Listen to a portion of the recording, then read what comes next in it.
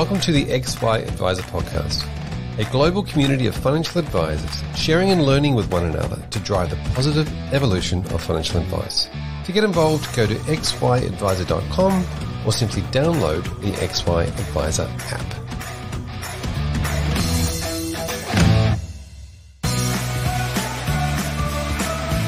Hub24 is on a mission to empower advisors to deliver better financial futures for their clients. They are dedicated to customer service excellence and delivering innovative product solutions that create value for advisors and their clients. These are just some of the reasons why advisors rate them number one for overall satisfaction and why their managed portfolio solution has been rated best in market 5 years running. Hub24 believes nothing happens in isolation. So they're working together with advisors, licensees, and industry leaders to leverage their data and technology expertise to help solve key challenges in the delivery of financial advice, so more Australians can access cost-effective advice.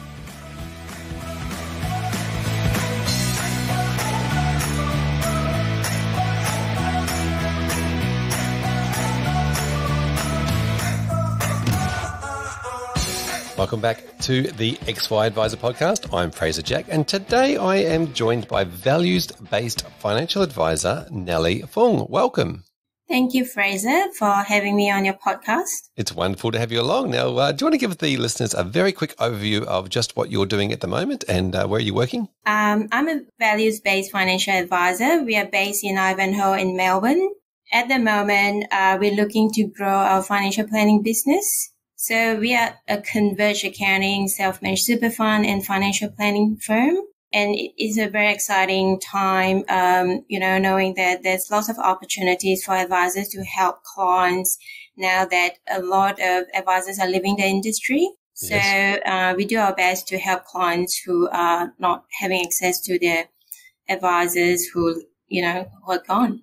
Yeah, wonderful. I look forward to exploring all these sorts of things throughout the podcast. But before we get into all that detail, tell us about your journey. Tell us about your story. How did you decide to become a financial advisor? Good question, Fraser. So I started off as a certified practicing accountant back in Singapore. And when I came to Australia, Melbourne in particular, in 2006, I was looking for work and O'Brien's has got this opportunity of 3 days accounting and 2 days financial planning. So I'm really fortunate to get my first job with O'Brien's and I'm here 15 years on. So after 6 months, I decided that financial planning is so much more meaningful. Like you can have an impact on the life of your clients. So it's not just about numbers, but it's more about how do I make a positive difference to clients, help them to have peace of mind knowing that, your future is secure because we do cash flow projections. We talk to them about what's important and we keep them on track to achieve what they say is important. Most importantly is spending more time with your family rather than just working. Yeah, now 15 years is an amazing time to spend at one firm. Obviously, it's a place that you feel very comfortable and love being involved with. I just want to go back to that transition though, when you thought, all of a sudden, the difference between a role of, 3 days accounting and 2 days as planning. Were you finding that the accounting was primarily obviously based on numbers, it was more past orientated, and the planning was more future? What were your thoughts around? Was it past and future type things, or how are you seeing the difference between the two roles back then? Yeah, so I was practicing as an accountant back in Singapore. I had 2 years of external audit experience, 4 years of commercial accounting in a listed company. And then I ventured into financial planning for a short while with AIA Singapore. So when I came to Australia, I met my husband who is Australian-born Chinese. So we got married and I decided that I need to come to Australia because his parents are all here and he's the only son. So when I was looking for work, I was really open with options. And I'm thankful that I found a job that allows me to assess whether should I go back to accounting or do I want to consider financial planning. And back to your question, it's all about forward looking. I do not like to look at past records. What's past is already past. You can't change the past, but you can always plan for the future.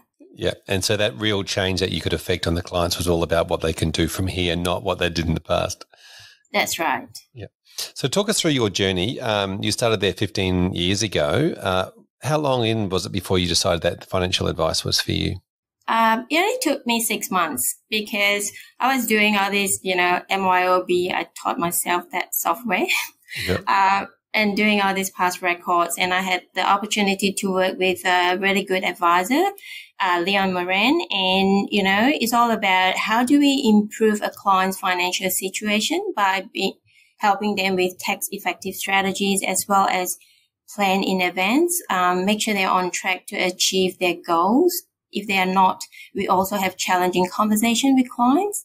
At the same time, I learn about mistakes that people make in their journey that I make sure that I do not make the same mistakes. So you learn from people's mistakes, and all of us have made mistakes before, and we learn from people's experience. And, over the years, I'm really thankful with clients giving me good feedback on advisor ratings.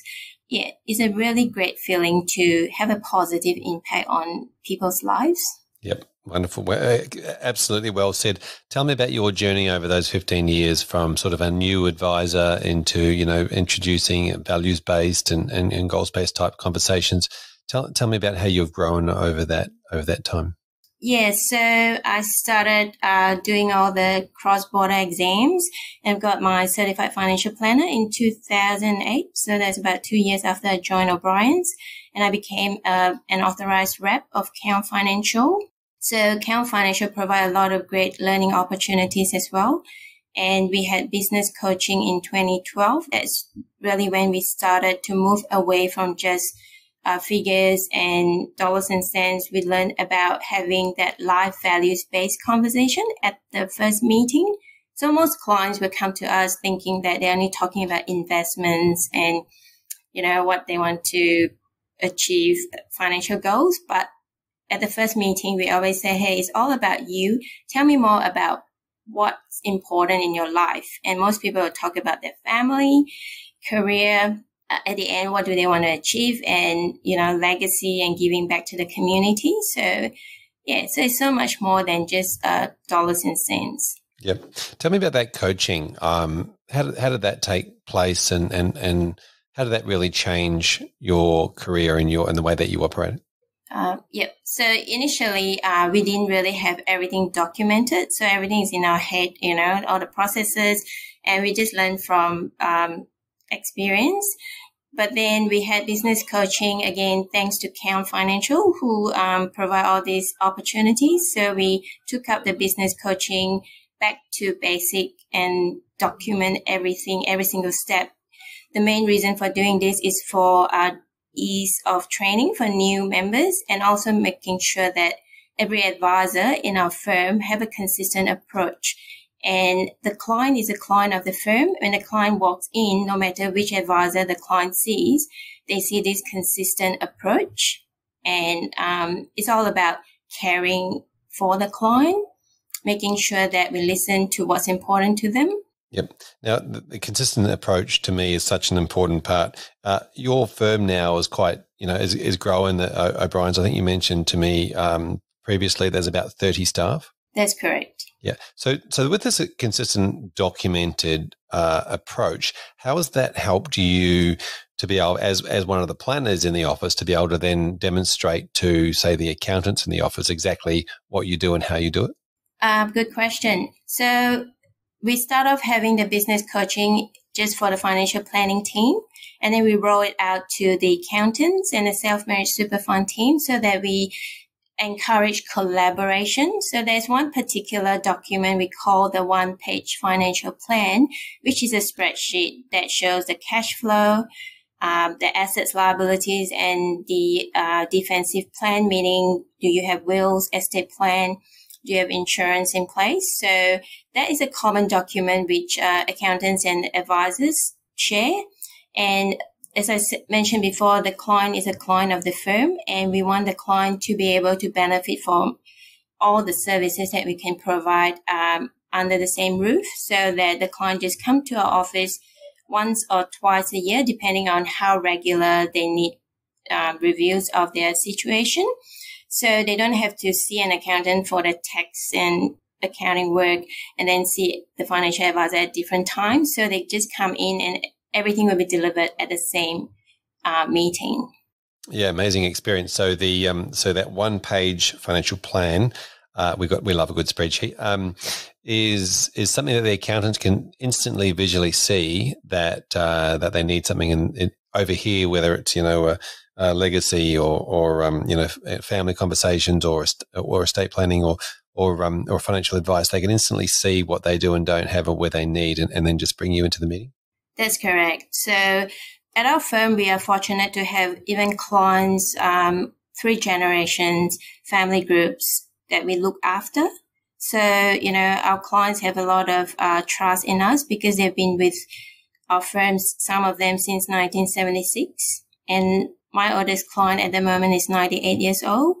Yeah, and we look after even 3-4 generations, which is good because it's all about how you pass on your hard-earned wealth tax effectively to the next generation and then to the next. Yeah. And on it goes. You mentioned 1976, O'Brien's was formed originally and it's been a family business since. Does that mean that a lot of your clients are also families or family businesses as well? Is that matched up between what O'Brien's is and what your clients look like?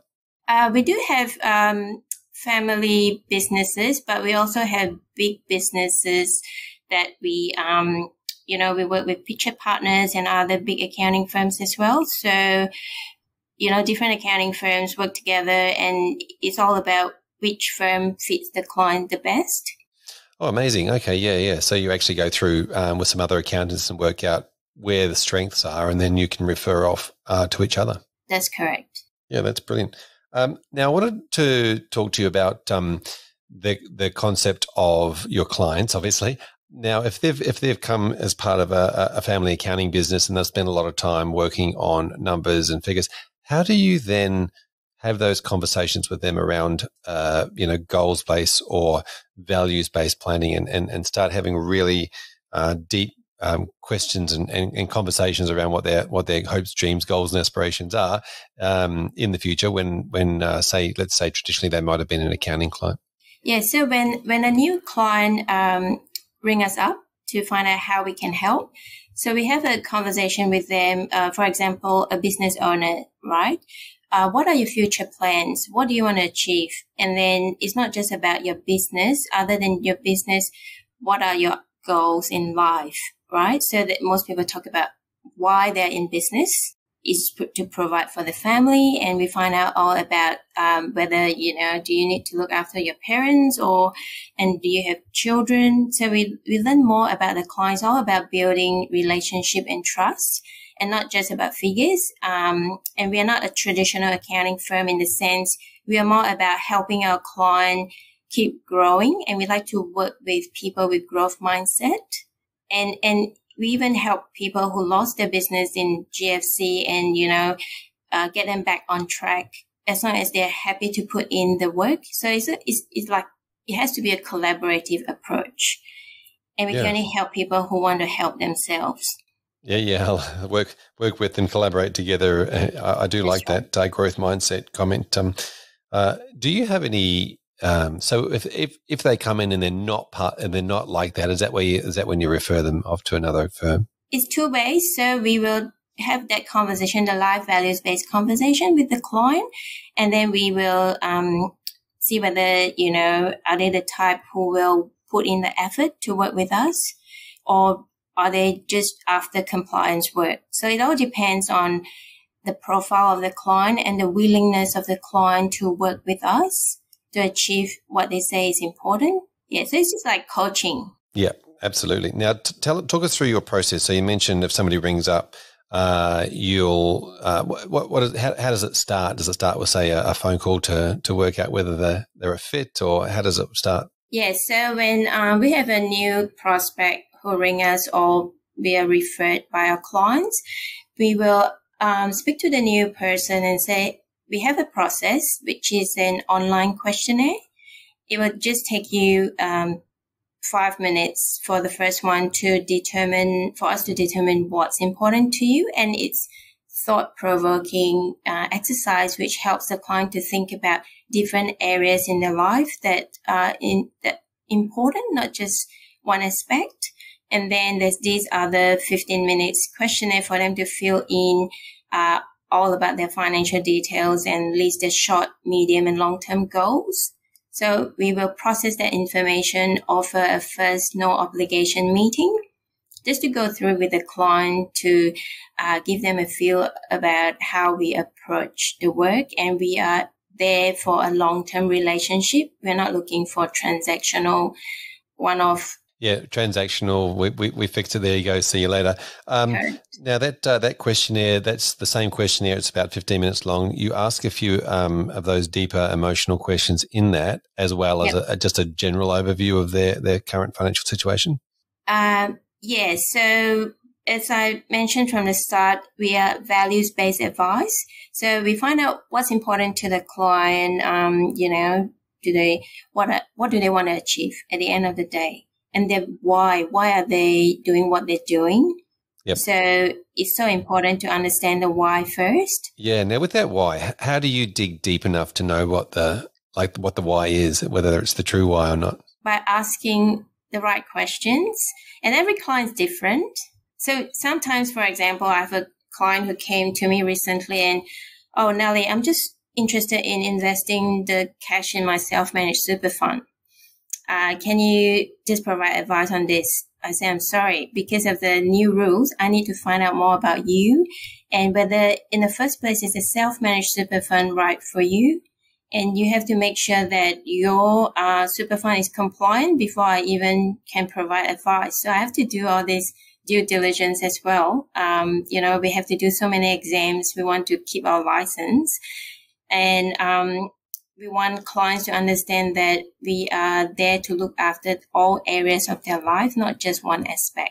Yeah, very good. So you go through that first no obligation meeting. How long does that first meeting go for? It's usually about 1 hour. And in that meeting, you're really defining what their goals are and how you can help them? That's correct. So after they've done the online questionnaires, we put all the information into that one-page financial plan, we call it. We summarize what all the sources of income, the expenses, we forecast the tax payable, and we list all the assets and liabilities, and also list whether did they have a will. In the questionnaire, they will say whether they have a will or powers of attorneys, do they have insurance. So on the one page, all the important facts are there, and we go through with them, hey, is this what is reflective in your current situation? So a lot of clients really value that one-page summary of everything that is important for them, and we even write down on the right-hand side what are the values, their goals, break down into really short, medium, long-term, and we make sure they are SMART goals. If someone said, I just want to retire age 60, I want to have a comfortable life, and we ask, what does that look like? And we dig deeper, like, what do you mean by comfortable? Do you want to go for a holiday every single year, and how much are you going to spend? So we really try to get SMART goals out of them with like time frames, the amount of money they want to spend, Yeah, I remember a financial advisor once saying to me when somebody said they wanted to live a comfortable retirement, would say to his clients, all right, so you just need a comfortable chair then? Is that all you need? Or do you want to live a dignified retirement and be able to do these sorts of things? Yeah, specific is really important, isn't it, with that yes. SMART goal setting, understanding what does it mean to them, and then some of the parts of the SMART and SMART can mean different things, but obviously it's a very big piece defining that. What does it mean, that measurable aspect, and that really chunking that down into specifics. Very good. So that's the first meeting that you go through with them, and as you mentioned, it's no obligation. During that meeting, is that when you present what you do and your fees you charge and all those types of things? We don't present the fees until we can demonstrate value. So for the first meeting, the most important is the client. It's all about what's important to the client. We let the client share with us what they really want to achieve, and then we show them examples of how we can help them.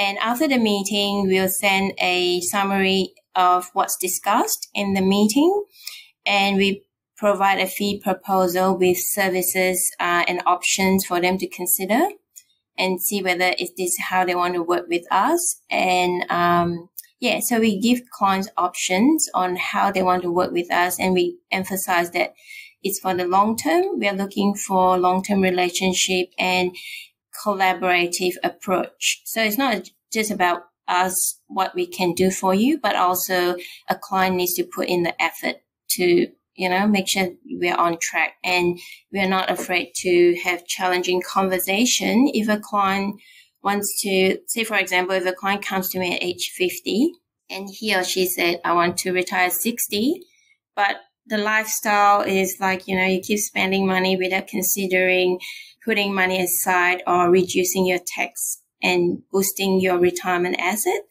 So we're not afraid to have that conversation and say, you need to work with us. This is your financial roadmap. We build it together, but you need to put in effort to make sure it works for you. Yeah, so really key, that accountability aspect, isn't it, of holding the clients accountable for what their behaviours are.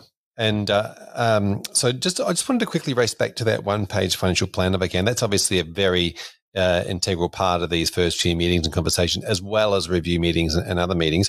Did you guys build that, or was that something that you found, or how did you come across that tool? And obviously, it's a very important part of your process. Yeah, so we got the one-page financial plan from the business coach back in 2012, but we fine-tuned it over the years, and, we customize it to our firm's branding.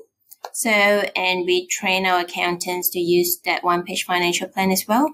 And our clients love it. Ever since 2012, when we rolled that out, we went back, like clients who's been with us since then or even before then, they can see that from every 6 months or every 12 months, they can see the value of their assets keep growing.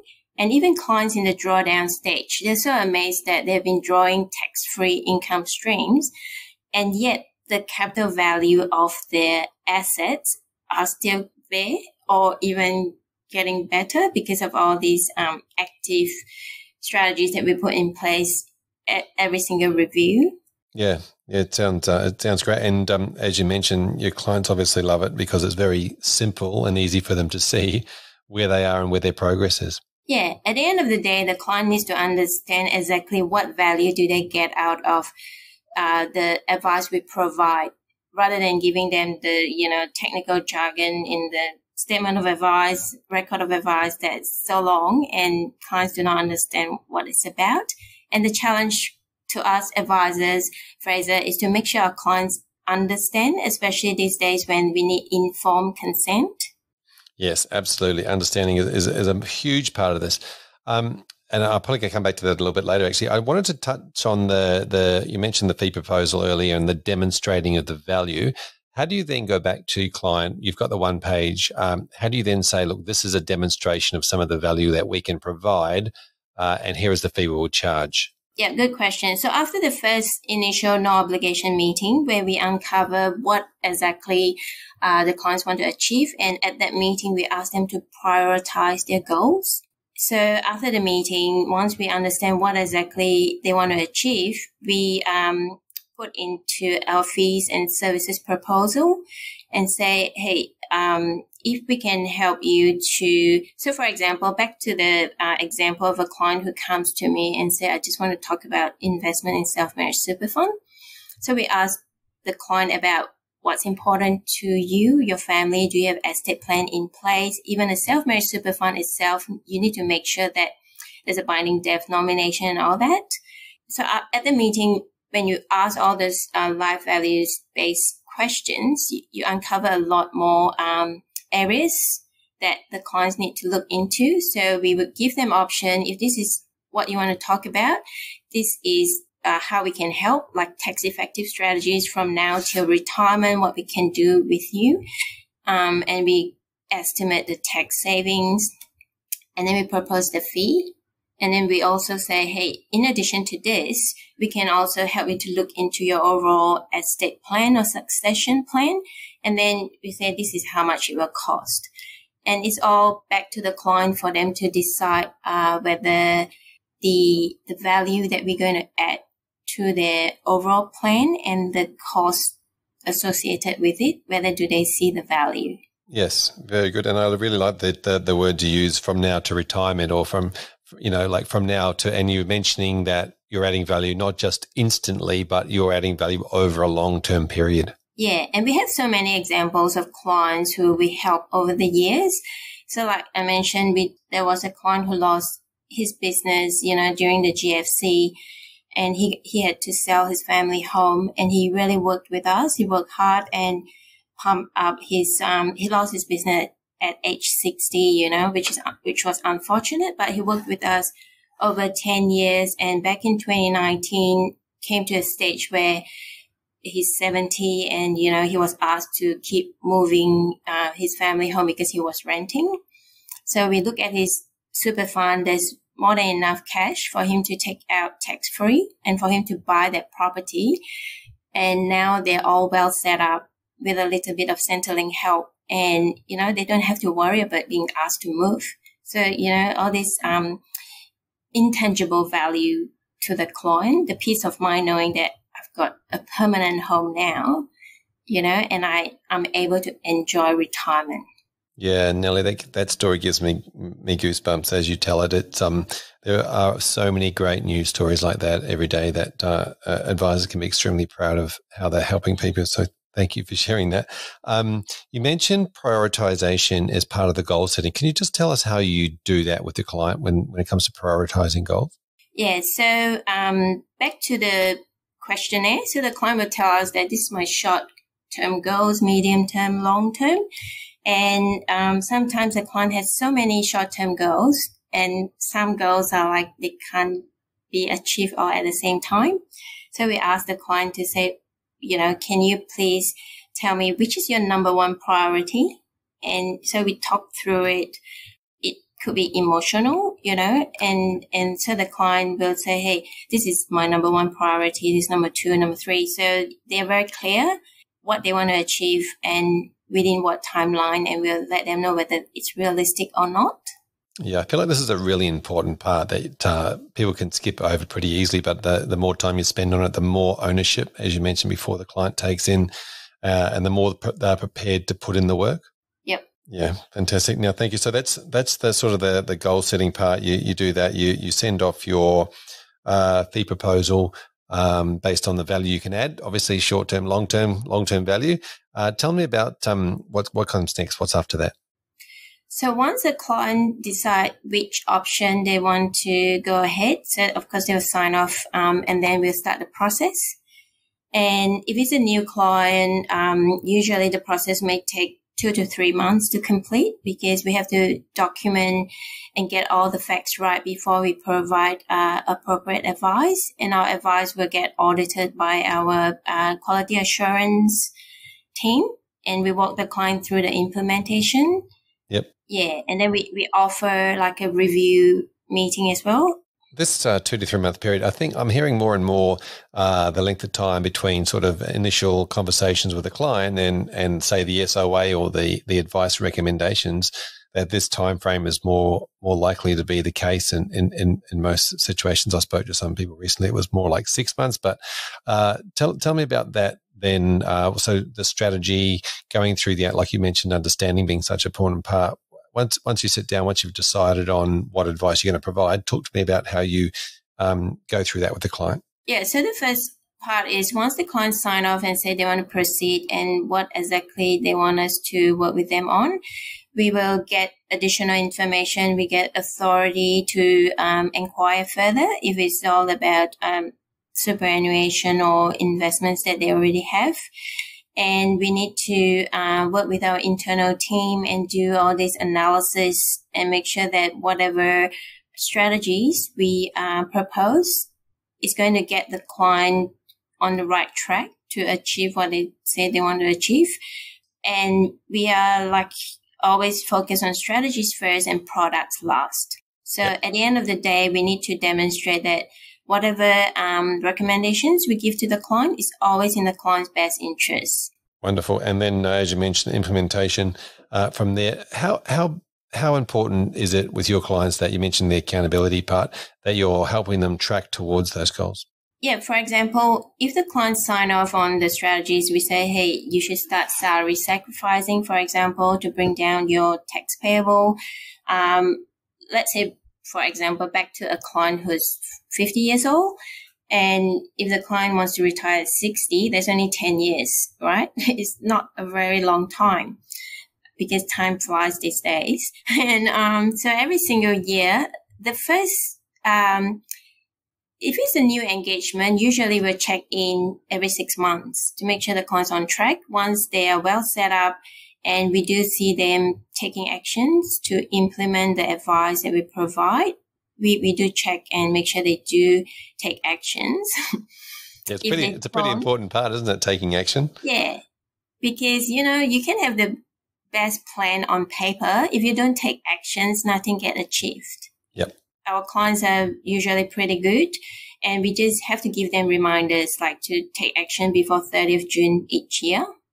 And the clients love it when, we use that simple one-page plan to help them measure how it looks like 6 months ago or 1 year ago, 2 years ago, that they can really, there's a time they can refer back and see how far they've come. And we do projections like 10 to 15 years ahead and see whether are they on track. Yeah. Of course, things may change, and if there's significant changes, we have to reforecast.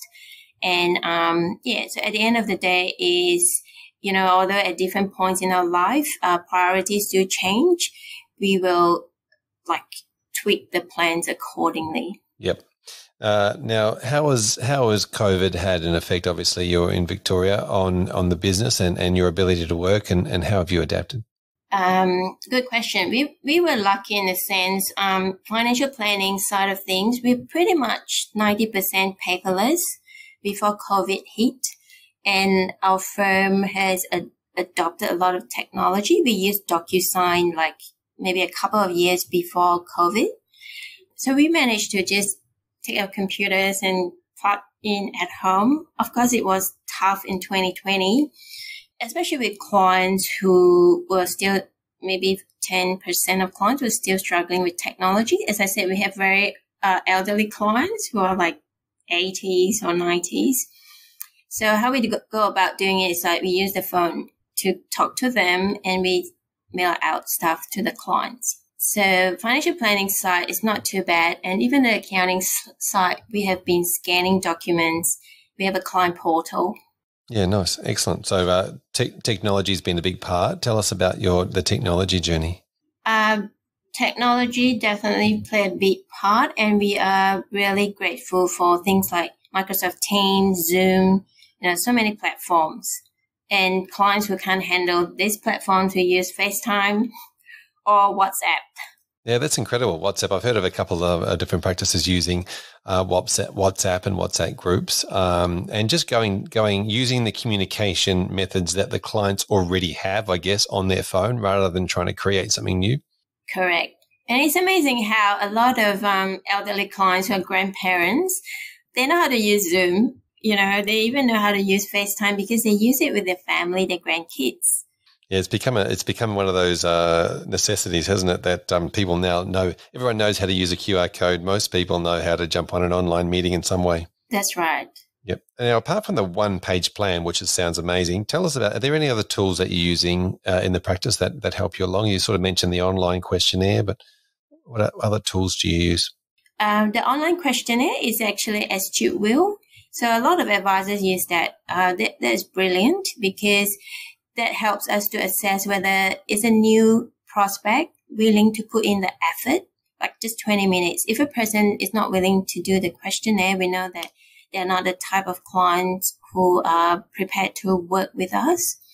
So that is how we screen clients who are serious about getting ahead. If a person doesn't even want to invest 20 minutes doing that, we find that I don't think they are prepared to put in the work to collaborate with us to achieve what they say is important. So that's the first step. Yep. Yep, brilliant. Now, tell us about the use of LinkedIn. You seem to spend a bit of time on LinkedIn. Tell us about how that works for you. LinkedIn is brilliant because it's like there's so many professionals using LinkedIn, and I've learned from one of the amazing mortgage broker in my network. So he got like 90 likes and he's always posting. So I've been active recently because I engage his friend who is really good with posting on LinkedIn. And it's all about sharing our experience and for people to know all about you before they even want to work with you. Like, it's all about knowing your background first. Yeah. Yeah, interesting. And just getting to know the human behind the professional. That's right. Now, you mentioned earlier on that you're licensed through Count Financial Advisors, and tell us a little bit about that. So it's been a long-term relationship? Yes, our firm has been an authorized rep of Count Financial even before I joined. So the two principals, Mark O'Brien and Chris Mullins, they joined Count Financial in 2001, if I'm not wrong. So that was 5 years before I joined. Yep. And Count has been brilliant. Like, over the years, there's so many changes in the financial planning industry, and Count has always been very adaptable in making sure they look after advisors. And Count Financial is the largest network of accounting-based financial advisors. So there's a high quality assurance in there. And I've learned so much personally, in the last 15 years from all the additional training and conferences that Count put together for us advisors. Yeah. So you find that when you go along to those or participate in those types of conferences, there's other businesses very much or very similar to your business. Yeah. And also the advisors in the Count network, we are just like colleagues. We help one another. We learn from one another. We don't feel like, hey, we are not in competition, but more about how do we help one another improve. And 2 years ago, I joined the Count Advisory Council. So it's a small team of advisors in different states coming together to see how we can work with the Count leadership team to improve the provision of advice and make sure we are client-centric, at the same time compliant with the regulators. Yeah, nice. So the Count Advisory Council. Tell us a bit more about what you're doing in that space and how it helps the other advisors in the group. Yeah, so as a member of the Count Advisory Council, what we do is we listen to members, any pain points, as we all been through so many changes in industry. It was very painful back in 2018, and things keep changing and compliance getting harder and harder. And, how as a licensee, Count can help the members. Yeah. So at the moment, we have a chair. He's based in New South Wales. So we meet every quarter and we bring the pain points from the members back to the leadership team and see how we can work together to make advice a more pleasant journey for both advisors as well as clients. Yeah, wonderful. Sort of solving problems and bringing everything together. I really like it. Nellie, what have you got? Tell us about the future. What does the future hold? And have you got any plans to introduce anything in the future? The future is definitely exciting, Fraser. As planners, we are always forward-looking. At O'Brien's, we are working on Vision 2030, how we want the firm to look like in 2030 with the leadership of Count Plus, who is our corporate partner. We are building a plan. We call it Vision 2030. And it's not just about, achieving your financial KPI. It's also about giving back to the community, bringing along the emerging leaders of our firm. And then in the network, how do we impact future advisors in a positive way? And it's all about being a converged accounting, financial planning type of businesses. Yeah, amazing. I love that idea of Vision 2030. Now, is that something that all, say, 30 staff get involved with? At the moment, it's the leadership group and the emerging leaders, people in our firm that we have identified as successor. So it's good to be able to even look 10 years ahead, how we want the business to look like. Yeah, it's certainly great for that vision of what things want to look like, and then once you've got that vision nailed down, everything else just seems to come into plan. Nellie, thank you so much for joining us today and telling your story and your journey and all of the great things that you do. Well, not all of them, I'm sure you do lots more, but a lot of the great things that you're doing with your clients. If somebody wants to continue the conversation with you, what's the best way they can get hold of you? They can Google Nellie Fung.